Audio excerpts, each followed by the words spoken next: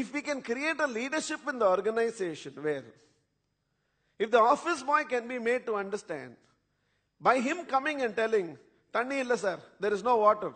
Now he has to understand, because he is not willing to solve it, somebody else has to solve it. If somebody can solve it, you can solve it. In certain areas, you may not have the decision-making powers to execute it. I can understand. Then you come with a solution.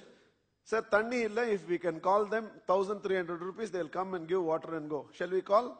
At least come with a solution. Even if you don't have the decision-making powers, where you can execute the solution yourself. At home, when you come back at the end of the day, and at home they say, there is no servant maid, she has left and gone. Please understand this. If you cannot solve it, then I have to solve it.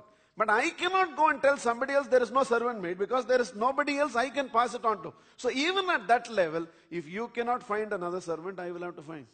If you cannot find another driver, I will have to find. If you cannot solve it, then somebody else has to solve it.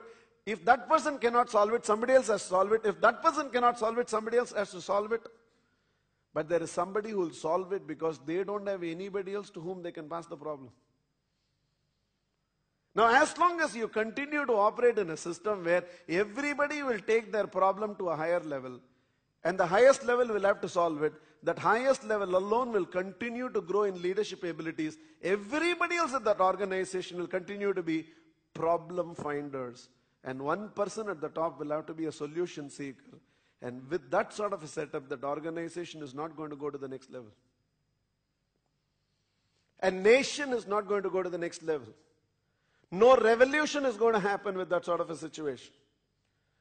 If anything has to be revolutionary, if anything has to be legendary, as a nation, as a cause, as an institution, as an organization, as an education, as a family,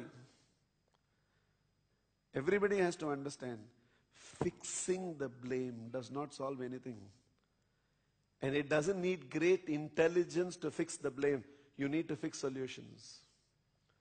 How much you would love if you have a team where supposedly you're second line, but they come for a meeting and say, sir, this is the problem.